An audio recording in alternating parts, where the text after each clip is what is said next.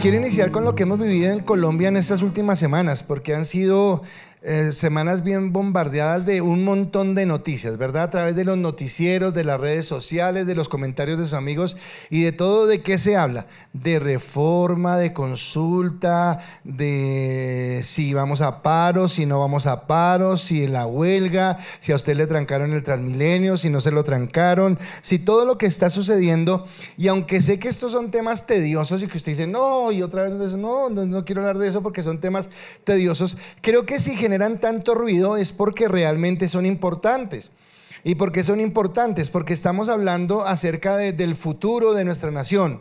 Y entonces están hablando acerca de cómo van a dictar leyes que beneficien a todos los sectores o a todas las personas, ¿verdad? Tanto al empresario que tiene su capital y lo coloca en una empresa para poder producir trabajo, tanto al trabajador que va a un lugar a trabajar. Y entonces, de acuerdo a estas políticas, sabemos si hay más empleo o no hay más empleo, si continúa la empresa, si no continúa, si hay estabilidad laboral o si tenemos bienestar social. Eso es lo que estamos viendo.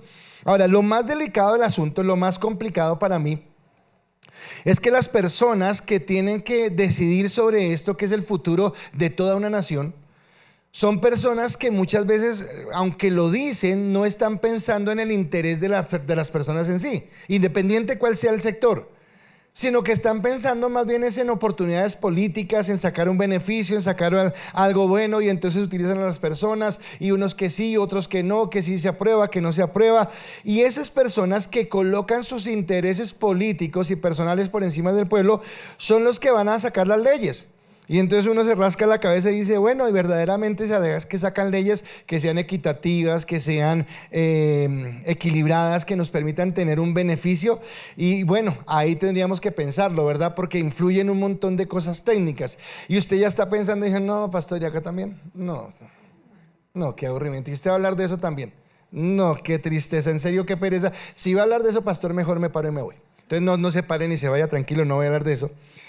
Sino que quiero, empecé de esta manera porque quiero hacer una referencia, quiero hacer un paralelo en que entre la ley de los hombres, porque esto que vimos en Colombia se vive en todo el mundo, y en todo el mundo obviamente contamos con personas imperfectas que tratan de colocar leyes que muchas veces son imperfectas. Y que por ser imperfectas entonces son vulnerables, son injustas, son desiguales y que no siempre dejarán felices a todo el mundo. Entonces el ideal sería que sacaran una ley donde los empresarios dijeran, wow, tremendo, listo. Y que los empleados dijeran, uy, me siento tan bien, estoy ganando. Eso sería ideal. Pero, ay, don Jorge, no lo había visto. Don Jorge, el esposo de doña Flor, qué bueno tenerlo acá también. Me alegra mucho saludarlo, bienvenido con sus hijos. En ese sentido, resulta que no hay ese equilibrio y simplemente por algo, porque vivimos en un mundo bajo pecado y porque vivimos en un mundo injusto, y eso es lo que hace la ley del hombre. Y entonces aquí el paralelo es para pensar esa ley con respecto o confrontada con la ley de Dios. Wow, hay una gran diferencia, porque la ley de Dios sí es una ley perfecta, que trae equidad, que trae justicia, que trae bienestar y que nos permite entender que hay algo bueno para nosotros, porque es su palabra, y su palabra es el mejor referente para nuestras vidas, el mejor referente para lo que nosotros tenemos hoy. Es más, esta mañana pensaba en algo y le decía en el servicio, y por un momento usted piense en la iglesia sin Biblia. O sea, no tenemos Biblia, no existe la Biblia. Entonces usted vino hoy a recibir palabra y yo voy a empezar a predicar. Y les digo, mis hermanos, es que Dios es tan bonito. En serio que yo creo que Él nos ama mucho. Y yo les animo a que seamos juiciosos, porque de pronto algo bueno vamos a obtener. Porque a mí me parece que cuando uno ve la creación, pues debe ser un Dios muy grande, y seguramente algo bueno hará. ¿Se imagina predicando así? sin tener un fundamento, sin tener algo a que aferrarnos, sin decir tengo una palabra que me da una certeza, que me da una seguridad y que esa palabra es su ley, es lo que Dios ha determinado para que tengamos todo lo que Él quiere. Por eso el mensaje de hoy, más que ser desesperanzador, quisiera que fuera de alegría, muy esperanzador, y que nos permitiera entender la bendición de lo que Dios quiere y cómo cuando nosotros logramos darle el valor a la palabra, el valor de lo que significa, tal vez no necesitaríamos pedir muchas veces tantas cosas, porque simplemente el caminar conforme al propósito y la voluntad de Dios sería suficiente para caminar en bendición. Por eso he titulado el mensaje en esta mañana: amo su ley, ella me transforma. Amo su ley, ella me transforma. Ahora, yo no sé, las personas que están viniendo hace poco a la iglesia o las personas que llevan más tiempo en la iglesia, yo no sé si ustedes en el tiempo que llevan en la iglesia, o ustedes o sus familiares o sus amigos o sus compañeros en el trabajo le han dicho: oiga, pero usted ha cambiado. Oiga, pero usted es diferente. Usted ya no habla igual, o ya no piensa igual, o ya no actúa igual. Y podríamos asumir que ese cambiar viene producto de la palabra que hemos recibido y que nos confronta y que nos lleva a actuar o a ver las cosas de una manera diferente conforme a la voluntad de Dios. Entonces, por eso amo su ley, ella me transforma. Y permítame irme un momento al pueblo de Israel. Y el pueblo de Israel, después de que duró 400 años en esclavitud en la tierra de Egipto, es liberado y es sacado a la tierra prometida. Pero caminando durante 40 años en el desierto, Dios les entrega a través de Moisés unas leyes ceremoniales, unas leyes civiles y principalmente unas leyes morales. Y es más, cuando va a empezar a hablarles de esas leyes morales que están en Éxodo capítulo 20, lo primero que dice, y me llama la atención y quiero referirlo, es lo siguiente: y habló Dios todas estas palabras diciendo: yo soy el Señor tu Dios que te saqué de la tierra de Egipto, de la casa de servidumbre. Lo que les está diciendo es que les va a entregar esa palabra en ese momento, porque Él es el Dios que los ha sacado de una tierra de esclavitud y que los va a llevar a una nueva tierra. Pero escúcheme acá, ¿por qué era importante que Dios les diera nuevas leyes y que Dios les diera nuevos mandatos? Porque resulta que Israel había durado 400 años como esclavo en el pueblo de Egipto. Y aunque ellos sabían la opresión que tenían y la situación de desventaja que tenían con respecto a Egipto, también era imposible pensar que el pensamiento de ellos, la cultura de ellos, la forma de actuar de ellos no hubiera sido tocada o moldeada de alguna manera u otra por Egipto, porque allá vivían. Entonces ellos hablaban de esa manera, pensaban de esa manera, actuaban de esa manera, porque era donde se habían ellos levantado, donde se habían formado. Esa era la realidad de ellos. Ahora usted puede estar diciendo: pastor, pero espere, que usted está hablando de la ley y yo no soy salvo por la ley, soy salvo por la gracia. Amén, así es, y tiene toda la razón. Usted y yo somos salvos por gracia porque un día la misericordia de Dios nos alcanzó, nos tocó, nos transformó, y el Espíritu Santo mismo tocó nuestro corazón para que fuéramos llevados al amor de Dios y decir: oiga, esta es una oportunidad que tengo. Pero a través del nuevo nacimiento, así como Egipto había marcado un pensamiento en Israel y Dios tenía que llevarlos a un lugar para cambiarles ese pensamiento, asimismo nosotros a través del nuevo nacimiento tenemos que cambiar la mentalidad que teníamos en el mundo, las acciones que teníamos en el mundo, la forma de actuar, de pensar, de hablar que teníamos en el mundo, para conocer ahora la manera de actuar en Cristo. Si no tenemos la palabra y ahora soy cristiano, ay bueno, y ahora me voy a portar bien. ¿Y qué es portarse bien? Pues portarse bien. Pero portarme bien desde mi criterio es muy fácil. Pero ¿qué es lo que Dios dice? ¿Qué es lo que Dios establece? ¿Cómo Él puede moldear mi pensamiento para caminar en esto?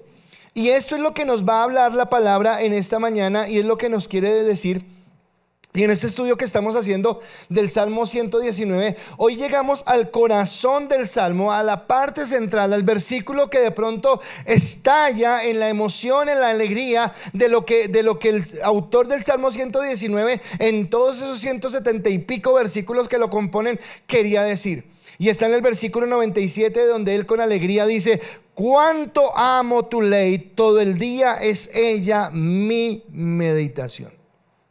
Entonces lo que está diciendo el salmista es: cuánto amo tu ley, cuánto me deleito en ella. Ahora, el llamado, la exhortación, lo que Dios nos está dando es cómo nosotros podemos amar la ley de Dios, cómo podemos amar lo que Dios quiere. Y en esta estrofa que vamos a mirar hoy, que vamos a estudiar hoy, es la única estrofa o la primera estrofa de todo lo que hemos estudiado donde no hay una queja, donde no hay una petición. No. El salmista solamente se está encargando de decir: Señor, amo tu palabra. Señor, tu palabra me ha cambiado, tu palabra me ha transformado. Ella ha hecho que yo sea una persona diferente con respecto a lo que yo vivo. Ahora, entendiendo esto, entendiendo que de pronto si nosotros tenemos tantas peleas en nuestras naciones por causa de las leyes, de las políticas de gobierno, debemos entender qué significa la ley de Dios. ¿Qué significa que nosotros tengamos la ley de Dios y que la podamos valorar? Porque a veces no valoramos esa ley, porque a veces no la entendemos, porque a veces como que pasamos por alto esa ley que viene de parte del Señor. Entonces, cuando hablamos que Dios gobierna, estamos diciendo que Dios es el dueño o el rey o el Señor supremo sobre todo el universo. Ahora empiezo desde la premisa: ¿usted cree eso? ¿Cree que Dios es soberano? Porque si empezamos por ahí, empezamos bien. Y entonces yo podría entender que, por ejemplo, lo que usted y yo conocemos como leyes naturales fueron colocadas por Dios. Dios colocó las leyes naturales para que todo funcione. Nosotros estamos en una galaxia donde el planeta Tierra está en una órbita y donde tiene tal inclinación a tal distancia de la Tierra para que no nos achucharremos, pero tampoco para que nos congelemos, para que podamos tener vida y para que esto funcione, y funciona a través de una ley natural de Dios. El hecho que el agua de los océanos no se desborde e inunde todo tiene que ver con una ley natural de Dios. El hecho de que los ríos vayan por su afluente y el hecho de que las estaciones permitan que la tierra dé cosechas tiene que ver con una ley natural de Dios. Y esas leyes naturales de Dios nos están hablando de la providencia de Dios. Pero existen otras leyes. Y existe, por ejemplo, la ley moral de Dios. Y la ley moral de Dios me habla de su soberanía. Es más, cuando volvemos al plano humano, cuando decimos que los gobernantes están emitiendo políticas o están políticas de gobierno, entonces decimos que el ejecutivo en un país, el presidente, sus ministros, lo que hacen es diseñar políticas públicas para que haya trabajo, para que haya salud, para que haya bienestar. Y esas políticas públicas las llevan al Congreso para que el Congreso diga: oiga, sí se puede, porque técnicamente hay el presupuesto, hay la forma para hacerlo y se puede hacer, y ¡boom!, se aprueba y tenemos una ley que nos da bienestar. Eso es lo que hace humanamente el hombre.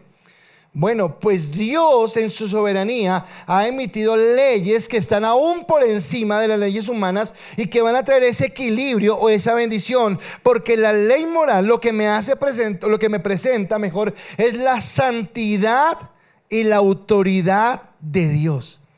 Las leyes me muestran que hay un Dios que en primer lugar es santo. Y santo quiere decir que no tiene comparación con nadie, que es apartado, que es único, que es perfecto, y que siendo perfecto también tiene toda la autoridad sobre toda la creación. Es más, las leyes naturales fluyen o ejercen autoridad sobre toda la creación. Pero la ley moral es algo más específico para nosotros, para usted y para mí como sus hijos, como esos hombres y mujeres que queremos agradar y bendecir a Dios. Ahora, cuando Dios actúa de acuerdo a su propio carácter moral, créame que esto es importante. Y créame que creo que es importante que nosotros lo entendamos, porque a veces usted dice: y ama a Dios, sí, yo amo a Dios, sí, porque es tan bello. Sí, claro, amamos a Dios porque es bello, pero yo necesito saber quién es Dios. Y Dios en su carácter moral nos habla de que Dios tiene el estándar de la perfección. Dios es perfecto. Y si yo creo que Dios es perfecto, quiere decir que las acciones que Dios asume o las acciones que Dios hace son perfectas también. Porque Dios es perfecto. Si Dios es perfecto, cada decisión, cada ley, cada cosa que proclama el Señor es perfecta. Sus acciones son perfectas porque su naturaleza es perfecta. Y el hecho de que yo entienda que Dios es perfecto, sus decisiones son perfectas y Él actúa perfectamente, hace que yo entienda que Dios jamás hará algo que sea arbitrario. O sea que la ley de Dios no juega en contra nuestra, sino juega a favor nuestro, porque Dios en su justicia y en su perfección dará a cada uno lo que necesitamos de acuerdo a su bendición. Si yo actuara, entendiera esto, que suena como complicado pero no lo es, podría decir, oiga, vivo bien porque camino conforme a lo que Dios me dice. Camino conforme a lo que me ha dicho, sigo su consejo y no tengo ningún problema. Ahora, usted y yo como hijos escogidos, que hemos sido elegidos por Él, entonces le pregunto lo siguiente: si Dios, al que yo creo, es un Dios perfecto, es correcto, no tiene imperfección en Él y no hay nada que sea arbitrario, usted como su hijo, ¿qué cree que Dios espera a nosotros? Que caminemos ¿cómo? En perfección. Entonces dijo que ande delante de mí, le dijo a Abraham, y sé perfecto. Y en Pedro dice que nosotros deberíamos aplicar a la perfección. Y entonces, ¿qué es lo que hace la ley? Llevarme a esa perfección. Lo que hace la ley es llevarme a caminar en esa dirección de lo que Dios quiere, guiarme en pos de lo que Dios ha hecho en mi vida. Eso quiere decir que Dios tiene la autoridad, escúcheme, Dios tiene la autoridad de colocarme obligaciones. ¿Usted está de acuerdo? ¿O no? ¿Sí o no? Dios tiene la autoridad de decirme, vea, por favor, necesito que así sea como usted marche. Dios tiene la autoridad de exigir de nosotros obediencia. Dios puede decirle a usted, bueno, por favor, sea obediente a mi palabra. Dios tiene la autoridad de pesar mi conciencia. De pesar mi conciencia es de decir, bueno, ¿qué tanto está esta persona, este hijo mío, esta hija mía, caminando conforme a la voluntad de Dios? Y Dios tiene el poder y también tiene la autoridad de castigarnos cuando faltamos a esa ley. Por allá en Hebreos dice la palabra que al hijo que se ama se disciplina, y si no, es un bastardo. Así que cuando Dios a veces permite que seamos disciplinados, lo permite porque Él está llevándonos o guiándonos a caminar en lo que Él quiere. Y esto me lleva a mí a algo que es tremendamente importante. Ahora, recuerden a Egipto. Recuerden que Israel llevaba 400 años viviendo en ese lugar. Y que aunque ellos tenían que salir de ese lugar, no solamente tenían que salir físicamente, sino también emocionalmente. Entonces hay un texto, yo no sé si usted lo ha leído, en el Éxodo, donde ellos van caminando, dando vueltas por el desierto, y un día se levantan unos de estos benditos y dicen, ay, Moisés, ¿para qué? Así no dice la Biblia, lo estoy parafraseando, pero dice, este Moisés, ¿para qué nos sacó de Egipto? Oiga, vivíamos también allá, comíamos también, oiga, eran esclavos, pero ellos están diciendo, vivíamos también. Quiere decir que estos hombres que estaban diciendo eso habían salido de Egipto, pero Egipto no había salido de su corazón. Y puede ser que nosotros hayamos salido del pecado, pero que el pecado no haya salido de nuestro corazón. Y lo que hace la ley es empezar a cambiarnos. Y ahora entonces viene el contraste. En el mundo en el que nosotros vivimos, desde que usted y yo somos pequeños, nos enseñaron a ser autónomos. Por favor, tenga su propio pensamiento y su propio criterio. Que nadie le diga lo que usted tiene que hacer, porque tiene la suficiente capacidad y personalidad para asumir sus propios retos y para tomar sus propias decisiones. Y uno, se cree ese cuento, ¿verdad? Lo que no sabe es que a través de la televisión, de las redes, de todo, le están moldeando el pensamiento para pensar como piensa todo el mundo, pero sea autónomo. Y sea autónomo es que haga lo que usted piense que está bien, de acuerdo a su criterio y a su propio pensamiento, olvidando que la naturaleza del hombre es pecadora. Y lo que hace la ley moral de Dios, lo que hace la palabra, es entender que ya no vivo para ser autónomo pensando que hago lo que yo quiero, sino vivo para depender de otro, y este de que dependo se llama Dios, y que vivo es para hacer no mi voluntad, sino la voluntad de Dios. Y esto lo cambia todo. Y esto tiene que ser algo que se quiebre en mi mente, porque de lo contrario yo habré salido de Egipto, pero seguiré con Egipto en el corazón. Yo necesito entender que ahora no se trata de mí, no se trata de mi pensamiento, sino se trata de que yo haga la voluntad de Dios, que fue el que me llamó. Así que verás que el mundo constantemente te anima a ser autónomo, a tomar tus decisiones, a seguir tus propios sueños, a cumplir tus propios propósitos. La palabra de Dios nos habla de que un Dios que nos compró a precio de sangre, que Cristo nos libertó y nos tomó para sí por el sacrificio en la cruz del Calvario, y que esto hace que entendamos que ahora no vivimos para nosotros mismos, sino vivimos para darle la gloria a Dios, y que la forma de darle la gloria a Dios no es diciendo gloria a Dios, sino la forma de darle la gloria a Dios es viviendo conforme a su palabra, y eso hace que la palabra tome valor intrínseco en nuestra vida, que sea importante. Hay una imagen que va a aparecer en la pantalla, y esa imagen creo que tiene pensamientos y abajo tiene actuación y dice y lo que siento, ¿de acuerdo? Ahora yo quiero preguntarle, la persona autónoma, ¿qué hace? Tiene pensamientos en sí mismo donde dice yo quiero, yo voy a hacer, yo voy a lograr, y entonces de acuerdo a eso actúa y de acuerdo a eso siente. Y entonces si lo logra se siente orgullosa porque wow, soy bárbaro, lo alcancé, soy el teso, soy el chacho del paseo, alcancé mis metas y mis sueños. Si no las alcanza, por otro lado, se va a sentir deprimido, angustiado, deprimido porque soy un fracaso, porque el mundo me juzga, porque no soy tenido en valor, porque el concepto del éxito del mundo es muy diferente al concepto del éxito de Dios. El concepto en el mundo es si alcanzas una carrera, si tienes un carro, si tienes una casa, si viajaste, si compraste, si montaste la empresa, si hiciste, pero jamás el mundo te va a decir si vives en santidad, si agradas a Dios, si glorificas su nombre y si tu vida es colocada al servicio de Dios. Mientras que cuando tú colocas la palabra en primer lugar, entonces si la palabra está en tu corazón, si la palabra es lo que te dice, la forma en la que tú actúas y la forma en la que tú sientes será conforme a lo que la palabra te dice. Así que si Dios nos ha dado su palabra, deberíamos amarla.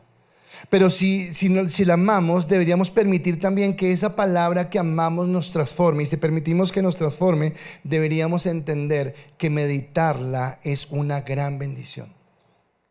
Vuelvo y le digo, una de las cosas que más sufrimos, siempre digo lo mismo, pero nosotros sabemos que lo más importante en la vida de un cristiano es orar y leer la Biblia. Pero aunque sabemos que lo más importante en la vida de un cristiano es orar y leer la Biblia, es lo que menos hacemos.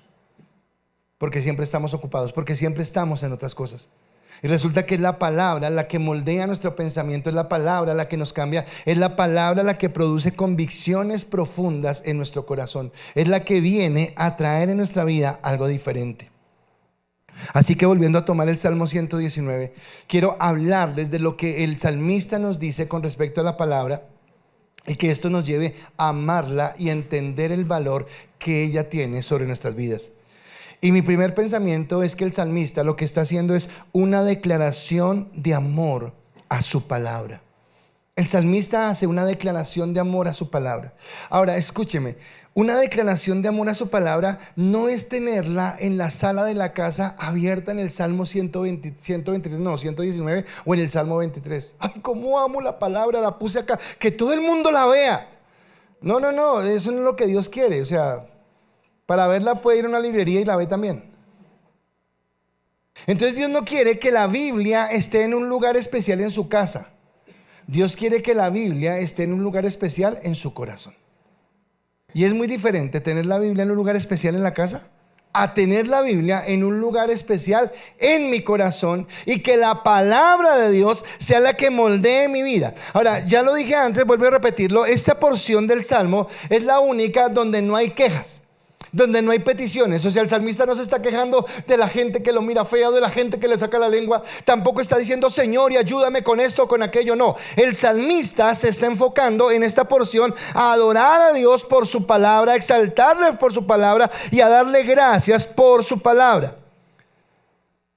Y acá él expresa una auténtica declaración de amor. Y déjame volverle a decir el Salmo, leer el versículo 97, pero ahora acompañado del versículo 98. Y el salmista exclama y dice: cuánto amo tu ley, Todo el día es ella mi meditación. Tus mandamientos me hacen más sabio que mis enemigos, porque son míos para siempre. Escúcheme cómo termina. Él se apropia de la palabra. Él dice: esto es mío para siempre. Nadie me lo quita. Me pertenece. El salmista dice que medita en esa palabra, pero que en esa palabra que medita, él se ha apropiado de ella de tal manera que eso ha marcado en él una conducta, una forma de actuar, una forma de pensar. Y esto hace que la ame. Expresa su amor, pero ese amor que le tiene a la palabra es porque él sabe que esa palabra que ama viene de su Dios, pero no de un Dios cualquiera, porque sí es de Dios, pero no es de un Dios cualquiera, es del Dios que le ha salvado, es del Dios que le ha amado, es del Dios que le ha elegido. Así que si esa palabra viene del Dios que me ha amado y del Dios que me ha elegido, yo quiero conocer a ese Dios y su palabra me permite conocerlo. Muchas veces en consejerías yo escucho personas que dicen: es que Dios no me habla. Y entonces yo contesto: pero es que no lees la palabra. Porque si leyeras la palabra, encontrarías la voz de Dios. Porque por eso nos la reveló. Es más, si Dios le hablara, imagínese, Ana orando en su cuarto: soy Dios, quiero. No, se muere esta mujer. Cualquiera que estemos acá donde...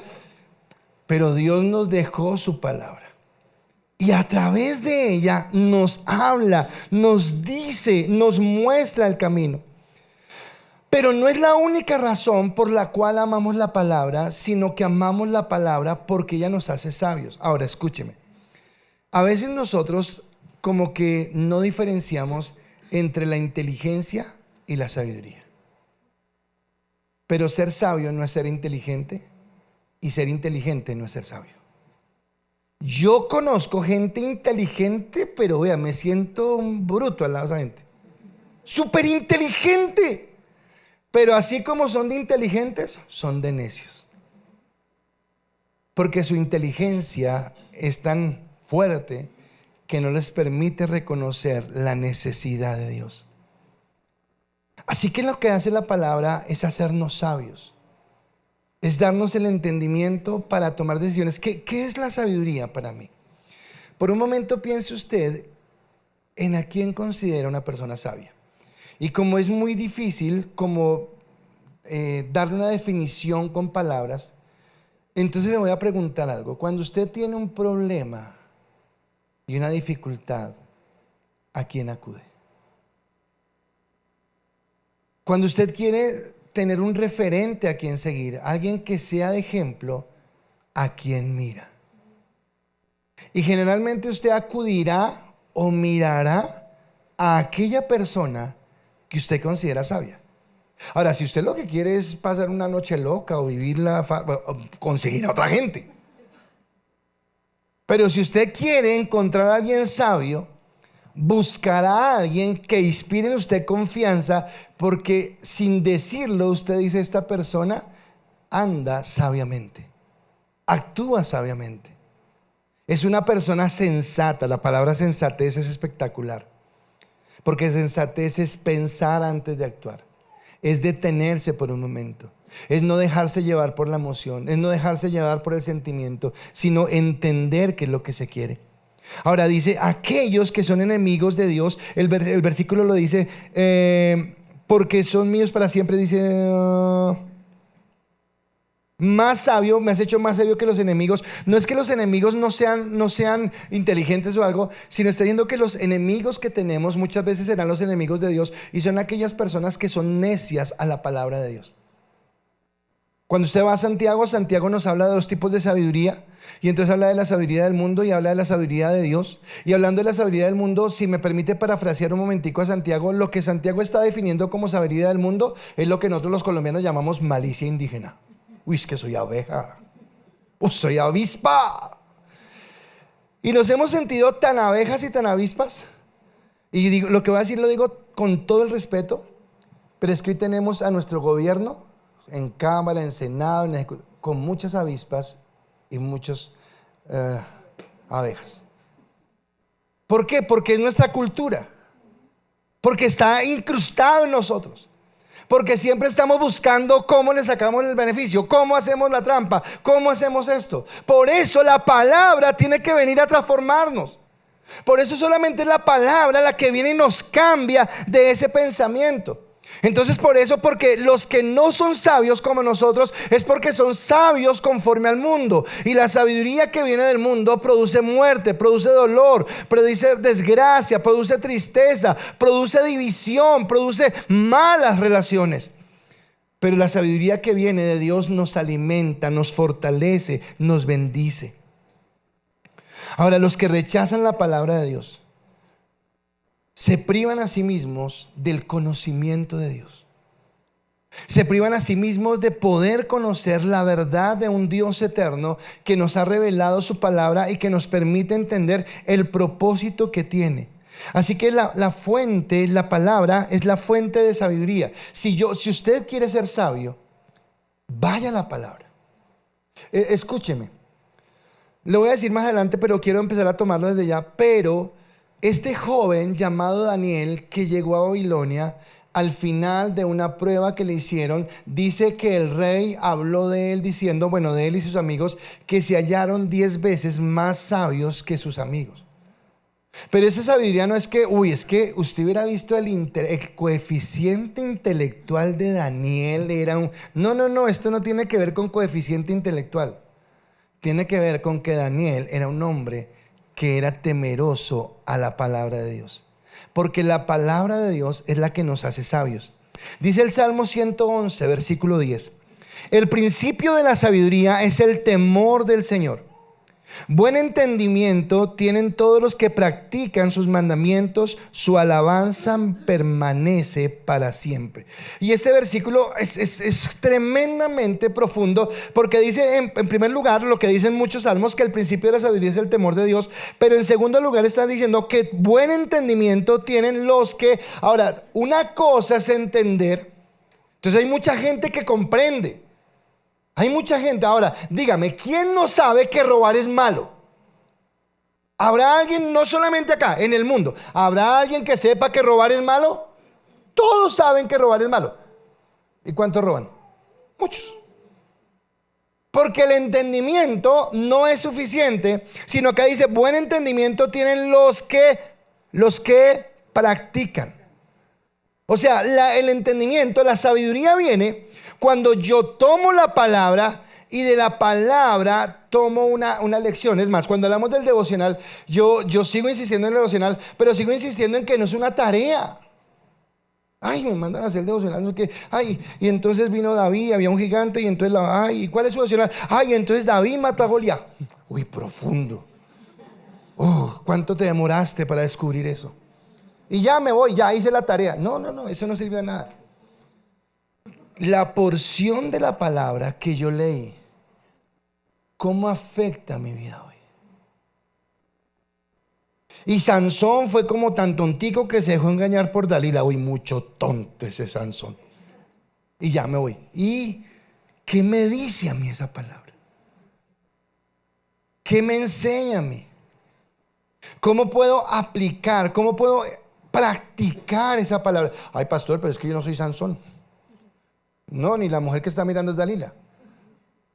Pero sí le lleva a entender que Dios nos llama a santidad, que nos llama a cuidarnos, que llama a saber cómo elegimos nuestras amistades, que nos llama a saber en dónde estoy y no en dónde estoy, que cómo puedo caminar en lo que Dios quiere, porque practico el mandamiento. Entonces, ¿cómo es la manera correcta para acercarme a la palabra para que ella me dé sabiduría? Acercarme con temor. ¿Y qué significa ese temor? Que yo pueda ir a la palabra reverentemente y que en esa reverencia la palabra tenga la capacidad todavía de causar asombro en mi vida. Yo no sé si usted me entendió, pero se lo quiero repetir. Que yo me acerque a la palabra con tanta reverencia que la palabra tenga la capacidad de causar asombro en mi vida. Las personas antiguas que estamos acá, que llevamos mucho tiempo en el evangelio, ¿sabe usted que tiene que tener cuidado? Cuando esté en su devocional y la mujer samaritana, esta ya me la sé. Eso, y usted la cuenta. No, espere, ¿por qué no le da la oportunidad a la palabra que una vez más le hable? Y que tal vez le muestre un poco más de la profundidad de lo que Dios tiene. Porque a veces esa actitud orgullosa que tenemos frente a la palabra, donde pensamos que porque ya hemos leído mucha palabra lo sabemos todos. Si usted supiera todo lo que tiene la palabra, usted ya sería perfecto. Así que el día que usted sea perfecto, ese día puede decir que la palabra ya no tiene nada más que decirle. Mientras tanto, siga escudriñando la palabra como esa fuente de vida que tiene la capacidad de hacerlo sabio, de transformarlo, de cambiarlo. Así que debemos acercarnos al Señor y a su palabra con esa reverencia. Así que además de la declaración de amor que hace el salmista, viene ya mi primer punto, y es que su palabra está por encima de cualquier maestro. La palabra está por encima de cualquier maestro. Todos tuvimos quien nos enseñaran desde que fuimos bebés, desde que estábamos pequeños. Una mamá, un papá nos enseñó a ir al baño, nos enseñó a amarrarnos los cordones, nos enseñó a tender la cama. A algunos les enseñaron mal, a otros les enseñaron bien, a otros no les enseñaron. Pero todos tuvimos maestros que nos enseñaron cosas que eran normales. Empezamos el jardín, la primaria, el bachillerato, la universidad. Llegamos a una empresa y tuvimos un jefe. Y de pronto podemos identificar personas que fueron maestros. Y qué bueno cuando tenemos a alguien a quien referenciar. Yo podría hoy pensar en un profesor que tuve en el colegio, una profesora, y en otra en mi niñez, donde digo, wow, esta gente me marcó de una manera especial por lo que me enseñó, lo que sea. Tenemos ese tipo de maestros.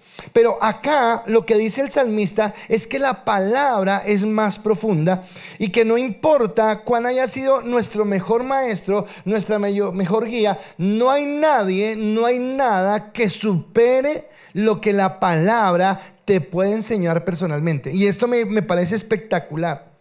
Uno de los problemas que cometió la iglesia a lo largo de la historia fue separar a los ministros de la iglesia.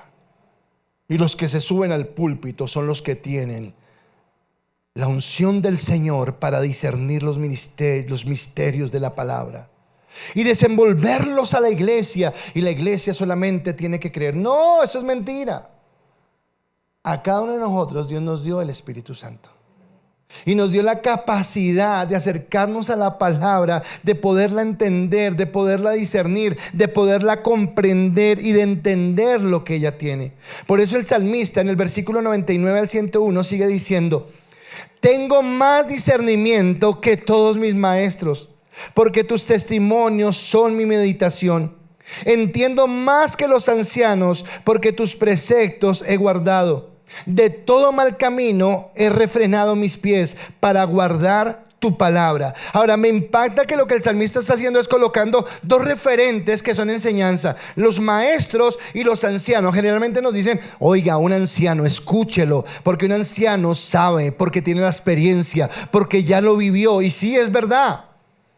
Y entonces hacemos bien cuando escuchamos a un anciano, o hacemos bien cuando escuchamos a un maestro. Pero acá dice más que los maestros y más que los ancianos, y dice que es tanta la enseñanza que le ha dado la palabra, que lo ha enseñado a refrenar sus pies para no ir en pos del camino que lo va a desviar o el camino que lo va a llevar al precipicio, sino que camina conforme a lo que Dios coloca.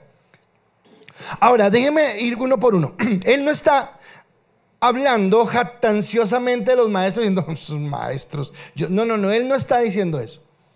Él está reconociendo la autoridad de los maestros. Es más, hay un texto en Primera de Juan, capítulo 2, el versículo no lo recuerdo, creo que es versículo 2 y versículo 20 y algo, donde dice que nosotros no tenemos necesidad de que nadie nos enseñe, porque el Espíritu mismo nos da testimonio. Ahora usted dice, sí, pastor, no vengo acá más.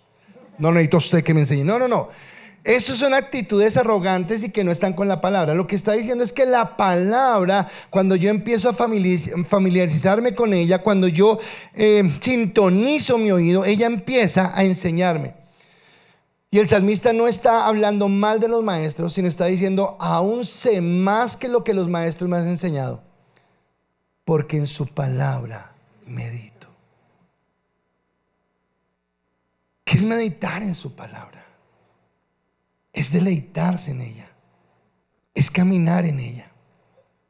Los ancianos pueden saber por su experiencia, pero generalmente, y lo que voy a decir lo digo con respeto, pero el anciano que nos habla de experiencia puede ser porque hizo algo en donde se equivocó. Y después nos puede decir, oiga, no lo haga, yo lo hice un día y me equivoqué. Pero dice que la palabra nos da la capacidad de entender lo que Dios quiere y de ser sensatos. Déjenme volver a Daniel. Cuando Daniel llegó a Babilonia, era un joven. Él no era un anciano lleno de canas, de arrugas y con toda la experiencia del mundo para tomar decisiones sabias. No, era un joven. Pero siendo joven, siendo un muchacho, él dice, no me contaminaré con la comida del rey. Ahora, ¿de dónde saca este hombre que no quiere contaminarse? ¿Fue una ventolera que le dio? ¿Fue algo que se le ocurrió en el momento?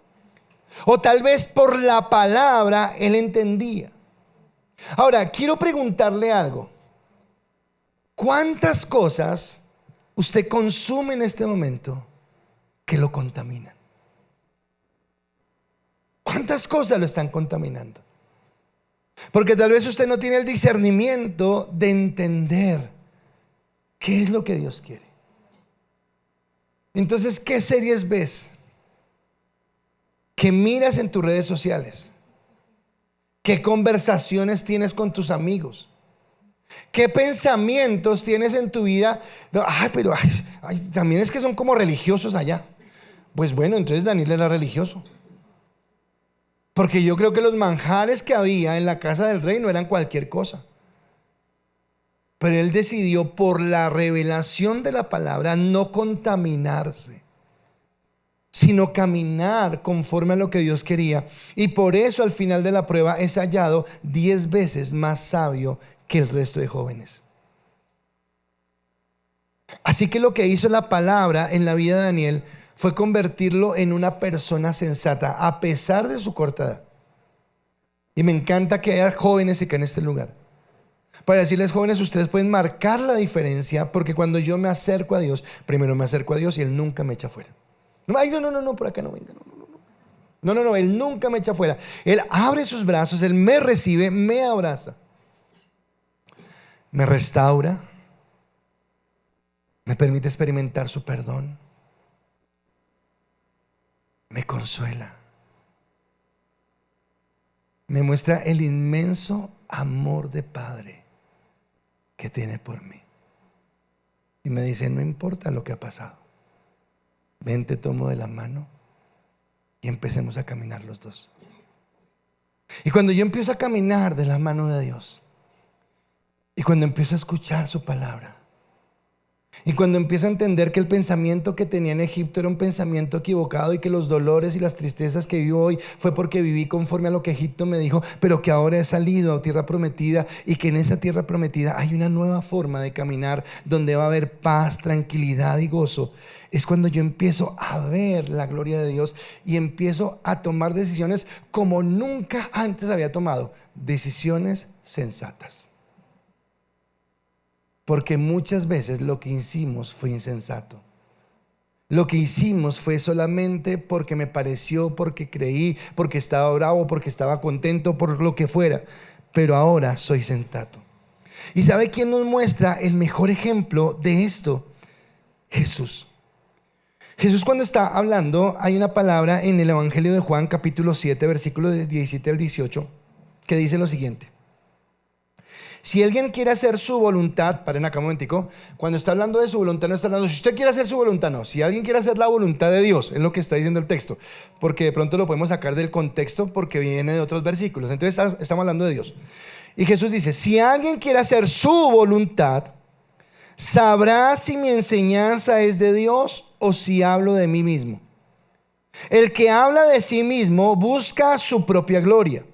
Pero el que busca la gloria del que le envió, este es verdadero y no hay injusticia en él. ¿Sabe qué es lo que hace la palabra? En lugar de serme una persona mezquina, en lugar de serme una persona avara, en lugar de serme una persona rencorosa, hace de mí una persona que quiera caminar conforme a la voluntad, a la gracia y a la bendición de Dios. Al inicio de la prédica le dije que una cosa que tenemos que romper con este mundo es esa idea de que somos autónomos, lo que yo quiera, lo que yo piense, y entender que ahora no somos autónomos, sino que vivimos para Dios. Créame que el empezar a cambiar estas cosas pequeñas son las que marcan el resto de nuestra vida. Porque tal vez por querer vivir para nosotros es que hemos cometido los errores que hemos cometido. Por querer vivir para nosotros es que hemos tropezado como hemos tropezado y como hemos dañado nuestra vida. Pero cuando yo entiendo que no se trata de mí, cuando yo entiendo que se trata de Dios, es cuando yo empiezo a caminar en lo que Él quiere. Así que entendemos que hay un beneficio mayor en seguir su palabra y en cumplir los deseos, no míos, sino los deseos de Dios. Porque recuerdan que dije que la ley de Dios es perfecta, y que si la ley de Dios es perfecta no es arbitraria, y que si no es arbitraria, la ley de Dios, lo que quiere para usted, lo que quiere para mí, es lo mejor. Dios quiere para ti lo mejor. Dios quiere llevarte en bendición. Por eso nos alegramos en tener su palabra, pero ahora la escudriñamos porque entendemos que es mejor que cualquier maestro. Gracias a Dios por los maestros, gracias a Dios por ese pastor, por ese líder, por ese maestro en el colegio, por ese papá, por esa mamá. Los honramos, los bendecimos, le damos gracias a Dios por ellos. Pero hay un maestro mayor, y ese maestro mayor es la palabra, y la palabra está cerca a mí, a mi corazón, porque el salmista dijo: es mía, me pertenece, la tomo para mí, fue lo que dijo. Por último, y creo que más importante, el salmista no solamente declaró su amor a la palabra. El salmista no solamente dijo que la palabra era el mayor maestro que él podía tener, aún por encima de los maestros y de los mismos ancianos. Lo último que dice el salmista es que su palabra moldea un estilo de vida. Moldea un estilo de vida. Así que cuando Dios le dio los mandatos a Israel en el desierto, lo que le estaba diciendo era: ustedes vivieron de una manera equivocada en Egipto, pero ahora esta es la forma en la que van a vivir. Y vamos a hacer borrón y cuenta nueva. Y vamos a empezar ahora y de la mano. Y no importa cuántos errores, dice la palabra que aunque nuestros pecados hubieran sido rojos como el carmesí, vendrán a ser emblanquecidos como blanca lana, y recibiremos el perdón de Dios, la gracia de Dios, pero para caminar ahora en lo que Dios quiere. Ahora, entonces, estudiar la palabra no es simplemente leerla y el memorizarla o estudiarla, sino es permitir que ella nos transforme. Decía esta mañana que cuando yo empecé mi vida cristiana, muy sardino, estaba tan enamorado de Dios que un día prometí, dije: voy a leer 3 capítulos de la Biblia diarios, 3 capítulos, y voy a volverme santo y espiritual. Y bueno, hice la promesa, y resulta que había días que tocaba trabajar mucho, no sé qué, pero yo tenía que cumplir mi promesa. Entonces yo leía los días: ay, toca cumplir, y no entendía nada. Amén, y cumplí, y me acostaba a dormir. No había entendido nada, no había pasado nada, pero cumplí. ¿Saben? La Biblia no es un cumplimiento. Usted puede leer 3 capítulos, 10 capítulos, 20 capítulos, puede leer 3 versículos. Pero la idea es que lo que lea, lo lea con entendimiento. Y que lo que le dé entendimiento lo transforme. Ahora, el pastor dijo que versículos solo 3, no más. No, yo no estoy diciendo eso. Que es que yo me los conozco. No, estoy diciendo que leamos lo que realmente nos nutra. Lo que realmente nos lleve a caminar en la transformación de lo que Dios quiere. El versículo 102 y 103 dicen: no me he desviado de tus ordenanzas, porque tú me has enseñado. Cuán dulces son a mi paladar tus palabras, más que la miel a mi boca. Lo que él está diciendo es: Dios, si yo no me he desviado, no es porque yo sea muy bueno, no es porque yo sea muy santo, no me he desviado, es porque tu palabra no me ha permitido desviarme. Ayer hablé con una joven, y esa joven iba para un lugar, y me dijo: cuando venga le muestro que no hice nada malo. Y yo le dije a esa joven, le dije: no necesito que me muestres nada, porque yo sé que temes a Dios. Cuando tú temes a Dios, siempre actuarás bien, sin importar en dónde estés, y con quién estés. Porque la palabra te ha enseñado a mantenerte. Porque la palabra te ha guiado. Así que nosotros no estudiamos la palabra porque la verdad es que somos tan inteligentes y tan superiores al resto del mundo que, tenemos la capacidad. No. Daniel no tenía ese coeficiente. No. ¿Sabe por qué estudiamos la palabra? Más bien porque entendemos nuestra necesidad. ¿Recuerdan el versículo lema de la iglesia? El que anduviere por este camino, por torpe, por bruto que sea, no se extraviará, porque es su palabra la que no nos permite desviarnos. Porque no es porque seamos más que nadie, sino porque su palabra nos guía y nos muestra. Escudriñamos esa palabra porque entendemos la necesidad que tenemos de Dios. Y cuando yo entiendo la necesidad, me enamoro de Dios. Y el amor a Dios me ayuda a descubrir su palabra. Y la palabra ilumina mi mente y mi corazón para tomar las decisiones adecuadas en los momentos adecuados. Porque entenderé que ya no tomo decisiones de acuerdo a mis sentimientos, de acuerdo a mi conveniencia, de acuerdo a lo que me gusta, sino de acuerdo a lo que Dios quiere. Esta mañana una persona muy temprano me dijo: pastor, es que quiero decirle algo, es que estoy en mi trabajo, estoy muy bien en mi trabajo, está espectacular mi trabajo, pero mis jefes hacen algo que a mí no me gusta y me genera carga. Y yo no quisiera quedarme allí por plata sabiendo que estoy exponiendo mi vida espiritual. Ahora le pregunto, ¿quién le muestra a esta persona eso? Dios. De otro dice: si me pagan a mí, que hagan lo que quieran, se paren en la cabeza, no me importa. Pero cuando usted tiene un temor de Dios, usted dice: ve, hay lugares donde yo no podría estar, hay cosas con las que yo no podría conciliar, porque están por fuera de la voluntad de Dios. Así que Él moldea nuestra vida para que seamos, escúcheme, no autónomos, sino que Él moldea nuestra vida para que cada hombre y cada mujer que escuche su palabra sea conforme al propósito de Dios, lo que Dios quiere. Porque hay un texto en Efesios 1:5 que dice que Él te escogió desde antes de la fundación del mundo. Y ese Dios que nos escogió a cada uno de nosotros antes de la fundación del mundo tiene el poder a través de su palabra de transformar nuestra vida para que caminemos en lo que Dios quiere. Cuando usted va a las bienaventuranzas, que es el inicio del sermón del monte que Jesús registró, que Mateo registró en su evangelio, en el capítulo 5, versículo 8 dice: bienaventurados los limpios de corazón, pues ellos verán a Dios. ¿Quién es el limpio de corazón? El que es sabio. ¿Quién es el sabio? El que teme a Jehová. ¿Y quién es el que teme a Jehová? El que escudriña su palabra. Así que la palabra tiene un gran valor. Así que el ir a la palabra y permitir que ella me enseñe es lo que transforma mi vida. Porque tenemos que recordar que no se trata de nosotros, sino se trata de Él. Y el salmista termina esta estrofa con tremenda declaración. Dice: de tus preceptos recibo entendimiento, por tanto aborrezco todo camino de mentira.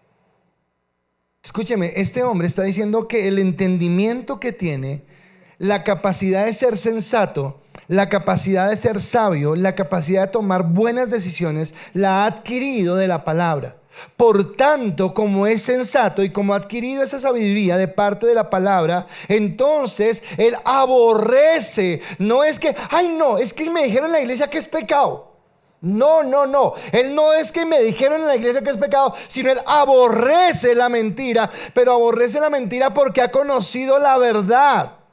Porque ha conocido la gracia, el amor, la bendición de Dios. Cuando yo titulo el mensaje amo su ley y ella me transforma, para mí es una tremenda declaración, porque es decirle: Dios, gracias por tu palabra, gracias por tener un lugar al cual reunirme contigo, conocerte, saber quién eres, conocer el carácter de mi Padre, saber de su amor eterno, de su gracia, de su perfección, y que Él quiere moldear en mi vida esa perfección.